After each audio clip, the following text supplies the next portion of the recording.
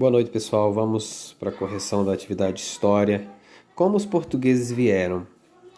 Então vamos lá. Os portugueses atravessaram o Oceano Atlântico e chegaram à América milhares de anos após a vinda dos primeiros grupos de seres humanos a essas terras. Além dos portugueses, nessa época, europeus de outras nacionalidades fizeram diversas viagens marítimas, navegando em águas desconhecidas. Eles corriam diversos riscos. Muito tempo depois, o poeta Fernando Pessoa, que nasceu em 1888 e morreu em 1935, escreveu um poema sobre essas viagens. Vamos ver alguns versos aqui. O título desse poema é O Mar Salgado. Ele escreve assim: Ó mar salgado, quanto do teu sal são lágrimas de Portugal. Por ti cruzamos, quantas mães choraram, quantos filhos em vão rezaram, quantas noivas ficaram por casar, para que fosses nosso, ó mar. Aí tem mais alguns versos. Aí no final termina: valeu a pena? Aí tudo vale a pena se a alma não é pequena. Então esse é o poeta Fernando Pessoa, um poeta de Portugal. E aqui tem algumas perguntas, se vocês não precisam responder não, tá? Só a gente vai discutir elas aqui, ó. Segundo o poema, por que as mães, filhos e noivas ficavam tristes e preocupados? Lógico que o pessoal ficava preocupado, porque eles iam nas grandes navegações, nos navios, e essas viagens eram longas, 4, 5 meses, e tinha muitos casos de naufrágio, ou seja, navios que afundavam. Então eles ficavam rezando e tristes, sem notícia, não tinha telefone, não tinha nada nessa época, não podia mandar carta, enfim, não tinha ninguém voltando, né? Era muito difícil isso aí. Então alguns navios só no meio do Oceano Atlântico, então só as caravelas. Olha aqui o desenho aqui. Então eles iam, então o pessoal que ficava muito preocupado. Naquela época, quais seriam os motivos das lágrimas? Uai, as lágrimas justamente isso, essa preocupação, o medo das pessoas morrerem em alto mar. Quais motivos, por quais motivos os viajantes enfrentavam o mar desconhecido? Eles iam em busca de especiarias, né? E também eles já pretendiam descobrir algo novo. Tudo indica que eles já tinham algum conhecimento de conquistar novas terras. Você vai pensar aqui na chegada dos portugueses à América. Em sua opinião, que resposta eles dariam à pergunta? Valeu a pena? Será se valeu a pena? Cada um dá a sua opinião. Vamos aqui para a página 17. Acompanhe aí, ó, a leitura. Contando os séculos.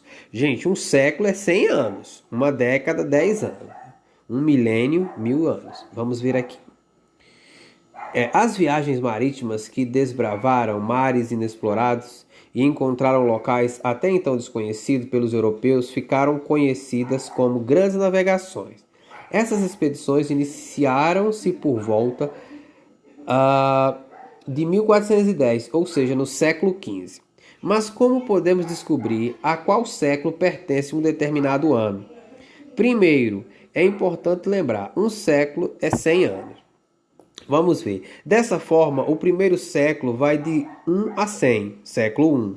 Nós já falamos na sala, nós estamos hoje no ano 2020 depois de Cristo. É assim que foi dividida a história, antes de Cristo e depois de Cristo. Tem 2020 anos, tá, gente?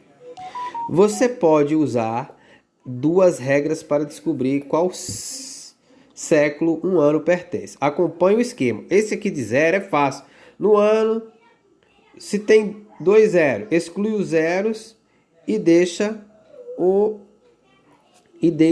só o número. Olha aqui, ó. Ano 100, que século é? Só tirou aqui, ó, século 1. Ano 1600, tira os 2 zeros, século 16. Ano 2000, tira os 2 zeros, século 20. Ok? Quando termina em zero é só tirar o zero. Aí aqui já fica o século. Fácil, fácil. E aqui, desse outro lado? Se não for terminado em zero, se os dois últimos algarismos do ano não forem iguais a zero, exclui os dois últimos algarismos também. Igual aqui, a gente vai excluir aqui, ó. E vai somar mais um que sobrar aqui, ó. Ano 539, tira o 39, fica 5 mais 1, 6, século 6. Ano 1801, 1801, tira os dois, acrescenta mais um, século XIX. Olha aqui, ó, o poeta Fernando Pessoa nasceu no ano de 1888. Que século foi?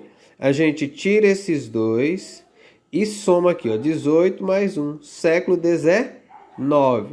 Só que ele morreu, vamos ver o século que ele morreu, em 1935. A gente tira esses dois, 19 mais um, 20. Ele nasceu no século XIX e morreu no século XX. Olha aqui a continha que não apareceu. Século XX. Sendo assim, vamos ver essa perguntinha aqui. Olha para cá. Você aí que respondeu. Ano 71. Você, que ano foi esse aqui, ó? Tinha 71 anos que Jesus tinha vindo ao mundo. Não tinha nenhum século. Pertence a que século? 71. Tira os dois, coloca um. Século 1. No ano de 2005. Quem nasceu em 2005? Não, vocês é 2010, né? Tira os dois.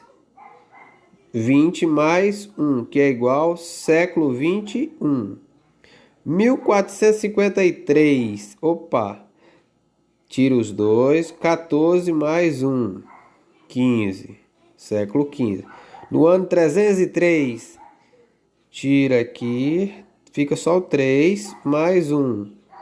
3 mais 1. Século 4. No ano 800.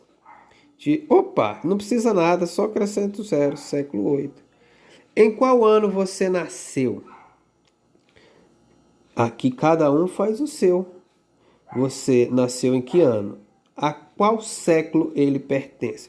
Vamos supor, quem nasceu em 2011, gente, isso aqui é só um. Você vai tirar o 11, 20 mais 1.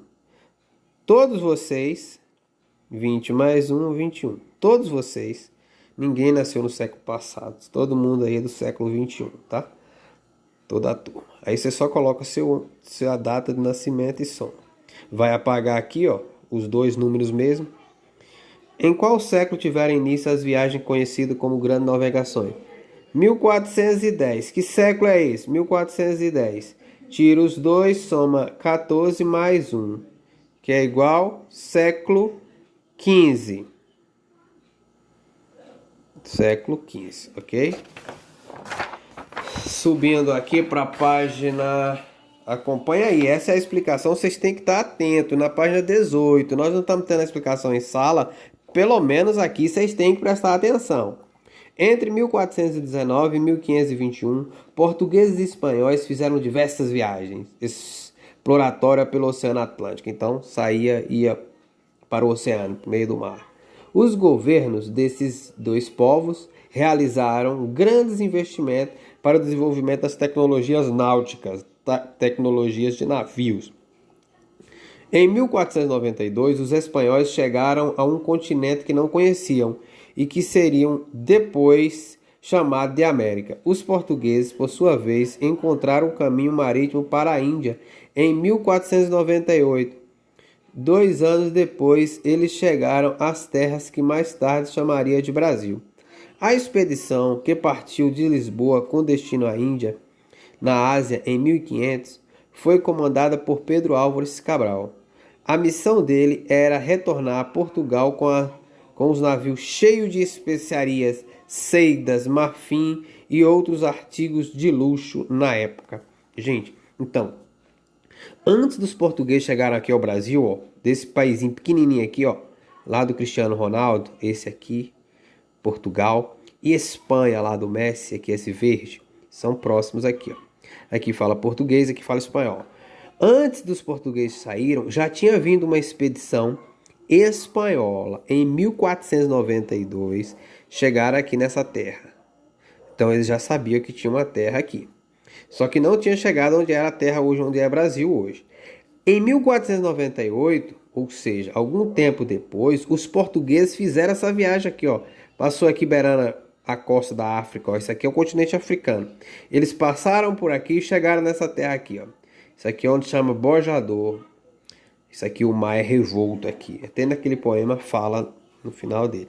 Então eles chegaram aqui, ficaram aqui em Sofala e Milinde. Aí foi para Calicut, na Ásia. Foi fazer o quê? Comprar as especiarias. Já tinha feito essa rota. Voltado. Ele já tinha feito isso em 1498. Em 1500, olha aqui, ó, ao invés de ir aqui pela costa, eles foram aqui, ó, e veio para o outro lado, ó, tá vendo que eles só era contornar a costa da África? Não, ó, tá vendo esse verde aqui? Foi a primeira viagem que eles fizeram em 1498. Em 1500 eles foi vindo, parou aqui. Uma galera voltou para falar para o rei e o resto seguiu para Calicut de novo, comprar as especiarias e voltaram, ok? Aqui então esse trajeto do descobrimento. 1492 os espanhóis chegam aqui na América, comandado por Cristóvão Colombo. Vasco da Gama faz a primeira viagem de Portugal até a Ásia, até a Índia. E Pedro Álvares Cabral, em 1500, passa aqui, descobre o Brasil. E os outros vão fazer as compras e outros voltam para avisar o rei de Portugal da nova terra. Outro vídeo para responder.